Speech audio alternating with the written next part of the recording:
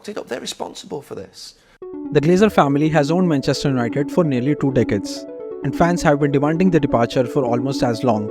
A core of supporters have opposed the American Glazer family since they took over this club 16 years ago. Glazers are hated by almost the entire United fan base, despite spending over £1 billion on player signings in just last 10 years. There are fans who have made their way into the ground and they are now protesting. They've come through the bottom end. The Stretford end is away to my left. They're now heading out onto the pitch to let their feelings be known. Hundreds of fans breaching a cordon around the ground, just hours before Manchester United were due to play Liverpool in a pivotal Premier League fixture. And they're also refusing to sell the club even though they could cash in on a record-breaking fee, an amount no club owner has ever received on the sale of a football club. It isn't about potential new owners. We'll cross that bridge when we come to it. It's about getting the Glazers out of the football club. But how did they reach this situation, where you have Manchester United's hated owners who refuse to sell?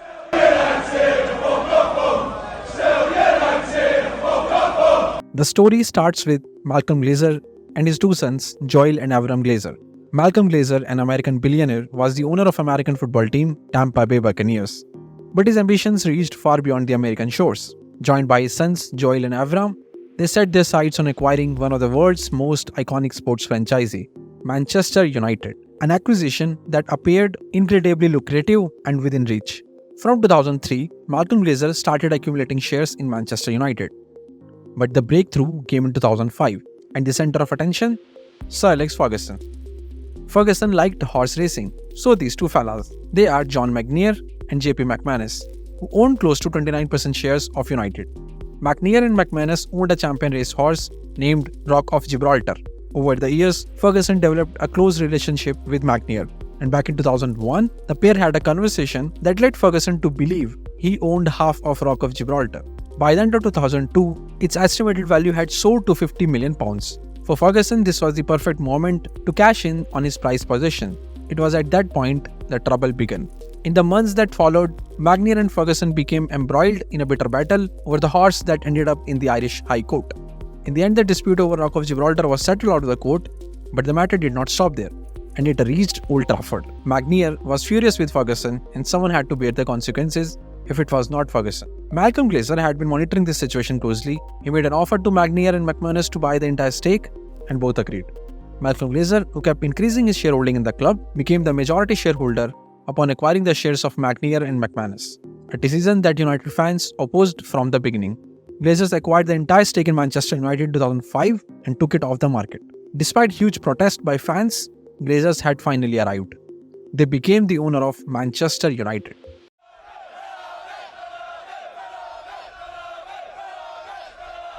But the biggest reason why this acquisition was not less than a lottery for Glazers, and fans never liked this acquisition apart from the history of Glazers, was the way Glazers acquired the club, or simply how they financed the acquisition.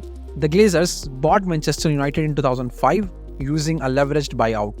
To finance this acquisition, the Glazers leveraged the company's assets using Manchester United as collateral. This left the club with £787 million in debt from the takeover. They basically acquired one of the biggest or maybe the biggest sports franchise in the world without putting virtually a single pound from their pockets. So you can understand why fans never liked them. And the fans ensured that their views on new ownership were loud and clear to everyone. Mass protests were held, yellow and green scarves were introduced as a symbol of protest against Glazers, and some of the fans even went on to form a new football club, FC United of Manchester. During the new owner's first visit to Old Trafford, they were forced to leave in police vans, as supporters waited to vent their frustrations outside the grounds. But who are the members of Glazer family? Upon takeover in 2005, Malcolm Glazer and his 6 children became the owner of Manchester United. Malcolm Glazer died in 2014, but the Glazer siblings continued to own and control the club. Acquiring United was a big deal, not just because of their dominance in the league at that time, but also from a financial point of view, something Glazers were more interested in. After all, they always believed Manchester United was the most attractive sports franchise in the world. The club continued to win silverware and dominate the league under Sir Alex Ferguson, and because of that, Glazers were happy that they were not bothered about sporting aspects and they could continue to focus on more important areas. They took the already richest club in England and made it literally a cash-making machine like no one else. In 2016, Manchester United announced a record revenue of over £500 million, the highest ever for an English club and double what it was 10 years earlier. While their broadcast and matchday revenue has always been higher than their big six rivals, the real growth came from commercial revenue. They used every possible thing of the club to generate income and used geographical advantages to take the benefit of its fan base in the best possible commercial manner. Commercial revenue is where Manchester United has executed heads and shoulders above any other club in the world. In football, any space that can fit a logo is available at a price, but it's credit to Manchester United how the club has been able to consistently stir up bidding wars and close landmark deals, every time walking away multiple times richer than before. The second layer here is that sponsors can be geographically segmented, which allows the same atom or pixel to be monetized multiple times, once at the global level and then once again at the regions. In 2009, you wouldn't find Saudi Telecom, Smirnoff, Honda, or Telecom Asia associated with Manchester United in the West, but in the East, you would have seen those sponsorships in those markets. And how do Glazers fill their pocket with that? Investors, not fans, are the priority for Manchester United, and the club has rewarded its owners and investors with tens of millions of dividends every year, even as the team has underperformed and struggled on the pitch. Glazers started receiving dividends from the club in 2016, something never happened in the league before. As per The Athletic, dividends worth £33.6 million were taken out to United during 21-22, with Glazers taking the majority of that money as largest shareholders. All the siblings of the Glazer family sits on the board and an annual remuneration. Plus, the Glazer have also drawn hefty sums in the form of management and administration fees over the last 2 decades. There have also been some reports of Glazer siblings borrowing funds from Manchester United at lower interest rates. In 2012, when United were listed on New York Stock Exchange, and then in later years when Glazers sold some of their shares, the proceeds from the sales went for the debt repayment and some of it into their pockets, instead of investing that amount into the club. While making those sales, Glazers kept their majority shareholding, exercising full control over the operations. Financially, things never got bad for Glazers with United. It has still been a pleasing ride. On pitch, till Ferguson was there, things looked fine. He had full control over the squad and transfers, and his results kept the Glazers away from too much questioning from the fans because the team was still winning. But soon after he left, the sporting part fell off drastically. David Moyes, Louis van Gaal and Jose Mourinho, none of them could do much. Since Sir Alex Ferguson's departure, their biggest achievement has been winning the Europa League and some occasional second place finish with a huge gap from the winner, which in every case was their noisy neighbour. The Glazers never cared about the state of the club, despite Avram and Joel being passionate soccer fans. Since Ferguson left, the club still lacks a proper recruitment team and the kind of structure you would generally expect from a top club. And that's why, even after spending over £1 billion in the last 10 years, the club could not go anywhere near Fergie's days. And it's not just the poor recruitment system, but almost everything concerning fans and players. Old Trafford is still like it was 20 years ago, or maybe worse. Parts of the stadium leak, the Wi-Fi is often slow and unreliable, the seats are cramped and outdated, and no innovative measures have been taken to give a better experience to the fans. I must say I've kind of been disappointed with certain bits of the stadium. Certain facilities have seemed to have been run down. Phone signal, you don't really get it in parts of the ground. It totally depends on where you're sitting. It's cramped, there's not really much leg room, especially in terms of the seats in front of you. Your knees are really up against it. While there has been talks of investing in infrastructure improvements, no significant actions have been taken, and the Glazers have never allocated sufficient funds for these purposes. And the issues are not just with Old Trafford, but also with their training facilities, which are now outdated in many aspects, especially when compared to the significant improvements made by other clubs. Although the club has proposed plans for a complete revamp of its training facilities, players are still using facilities that have remained largely unchanged. While the club continues to earn more money than any other English side through sponsorship money and matchday revenue, per Sky Sports, the club has paid £704 million in interest payments and £234 million in debt repayment since the Glazers have acquired the club. £704 million for just interest payments. And that debt still stands at over £500 million thanks to Glazers. And this is the debt which they took at the time of takeover. By the end of 2022, a possibility arose for Glazers to cash out their entire stake in United for a huge windfall.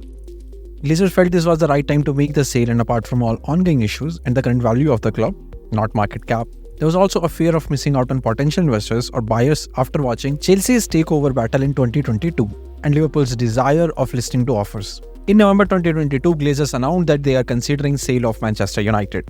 The Old Trafford outfit has confirmed an exclusive Sky News report that its owners are exploring a sale. Among all the potential suitors, 2 names emerged as frontrunners: Sir Jim Ratcliffe, or let's call him SJR, England's richest man and owner of Ineos, boyhood United fan, Chelsea season ticket holder and owner of French club Nice.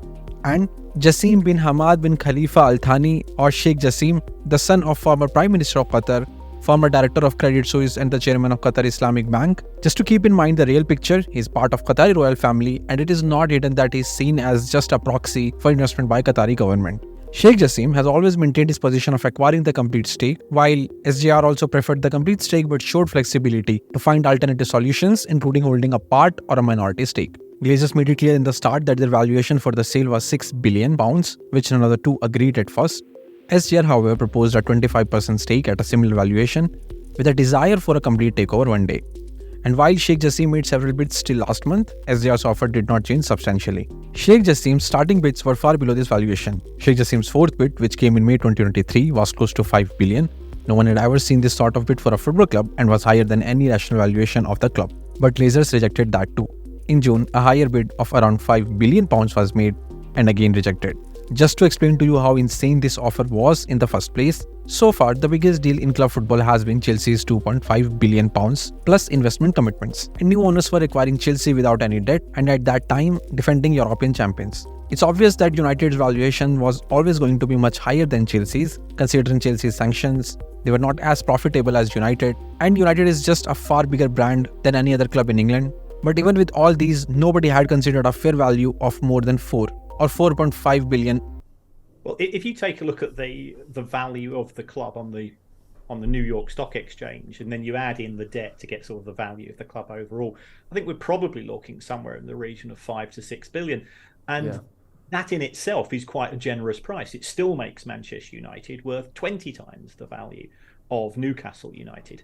So where they're getting these additional numbers from, it's certainly not in terms of profitability. But after all talks of negotiation and high demand by Glazer family, Sheikh Jassim increased his offer closer to Glazer's valuation. What Glazers did? They said no. Every member of Glazer family could get close to £1 billion, but instead of accepting that offer, they decided to stay as majority shareholders. SJR looks likely to take a minority stake and more control of footballing decisions if he joined the ownership. We will come to it shortly. Manchester United's on-pitch struggles have persisted for an extended period. It's not just their current form or league standing that's concerning, but also their transfer activities, trophy wins, and overall league position since Sir Alex Ferguson's departure. United are now facing FFP issues as well, which prevented them from spending big this summer. According to Premier League's sustainability rules, a club's losses over the past 3 years must not exceed £15 million. Manchester United losses, even after adjusting for COVID-related losses and spending on the academy and women's team, are hovering around £15 million limit. An additional £90 million in losses is only allowed if the club's owners inject their own money. The Glazers, however, have not invested any of their own money into the club, and the club has also failed to generate enough from outgoings. As per the last published financial statements, Manchester United's total debt as on 30th June 2023 are over £500 million. But since then, the club has borrowed a further £160 million from 2 banks, and to add their outstanding transfer fee, it has put United in a debt of over £1 billion. Fans' anger and frustrations toward Glazer family's all-time high. Many of them are even considering not going to attend matches or purchasing merchandise till Glazers are completely gone.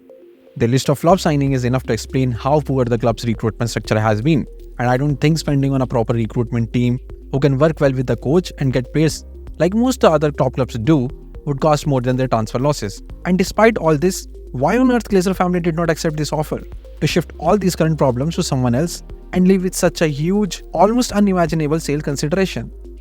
Because it's Manchester United. As I said in my other video, no matter how bad they have been on the pitch for almost a decade now, the brand Manchester United sits right on the top. Might be the biggest cash cow in the entire football world. The club last won the Premier League in 2011, Champions League in 2008, Europa League in 2017, and even this year's EFL Cup was their first trophy in 6 years. But none of these stopped United from asserting its dominance as the financial powerhouse of English football. They earn more from sponsors as well as matchday tickets than any other English club, and their shirt sales also remain the highest. Even when Liverpool were going for quadruple in 21-22 season and thrashing United home and away, Manchester United was still earning far more than Liverpool. And mind it, we're talking about Liverpool, if there is any other English side with a bigger history and can debate United in trophies. And Glazer knows it very well. Even in United's worst times, it's easier for them to find a front shirt sponsor with the highest fee in the league and fill stadiums in every match.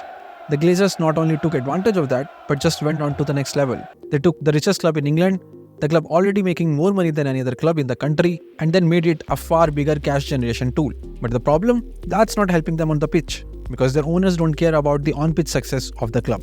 I don't know what can be more ironic than the owner of the biggest, richest and arguably most successful football club in a country doesn't care about their footballing state and doesn't have any ambitions for the club at all. Manchester United have become just one of the big six fighting to finish in the top 4.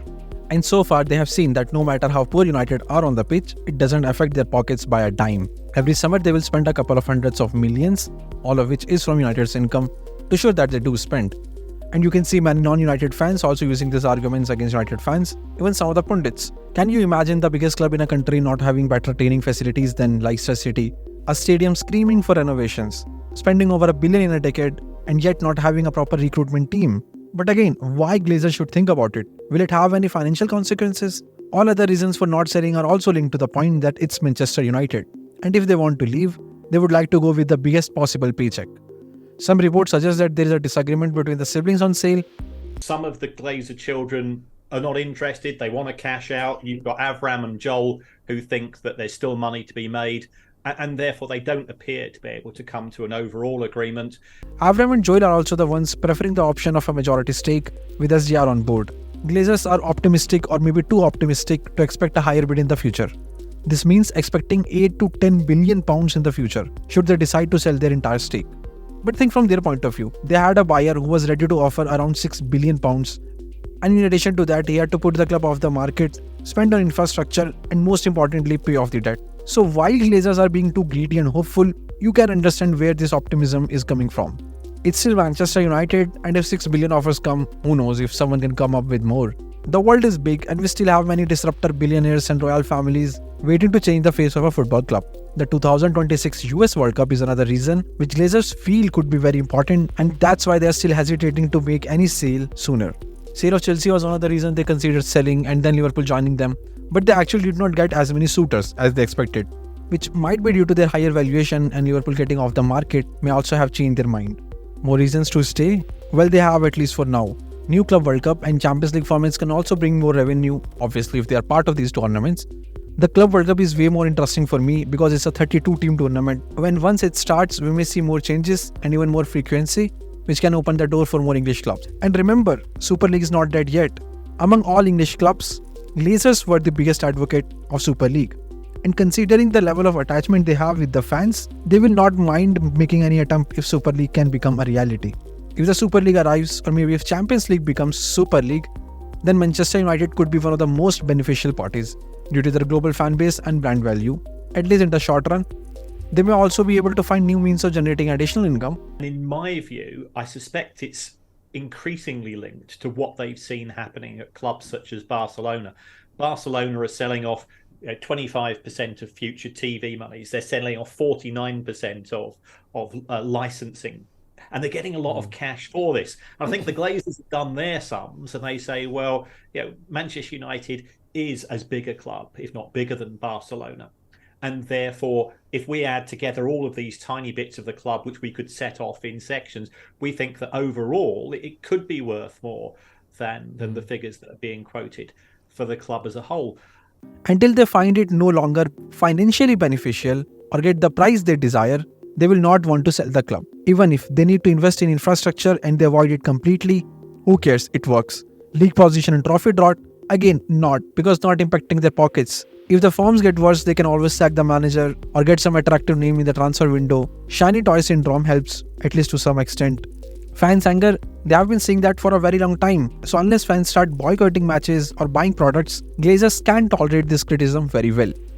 And for debt, United have always been in debts under Glazers. And for all these reasons, SGR deal make much more sense to Glazers or looks more convenient to them.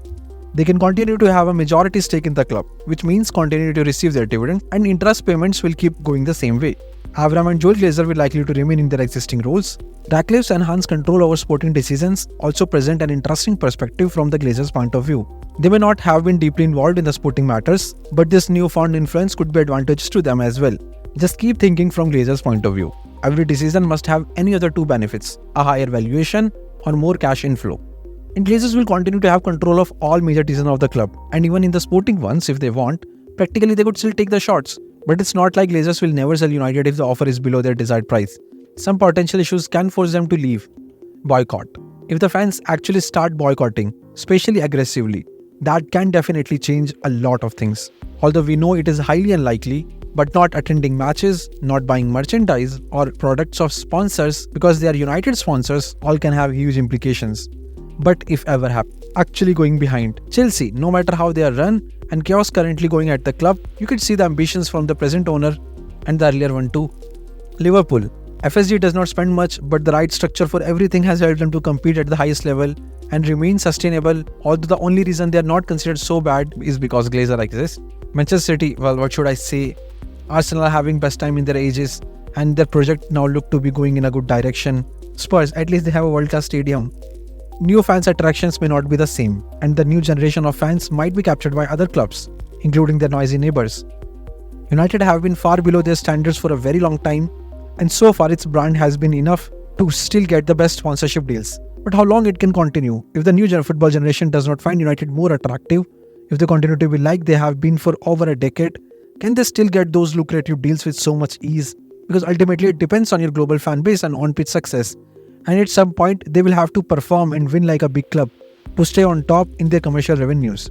And also, if they are not able to gain anything from new Club World Cup or Champions League format, it's simply like they're owning a property and earning from its rent. As long as rents are increasing, they are fine with that. Because they know there is no shortage of potential tenants. They will only consider selling when the property's value reaches a substantial price point. Naturally, if rental income diminishes and people turn to other options, they will face significant choices. Invest in maintaining the property's condition or contemplate selling it at a reduced price. In the end, it's up to Glazers to get the bag and let everyone get over this toxic relationship or keep going in a direction that can lead to demise of arguably the biggest football club of the most popular league in the world.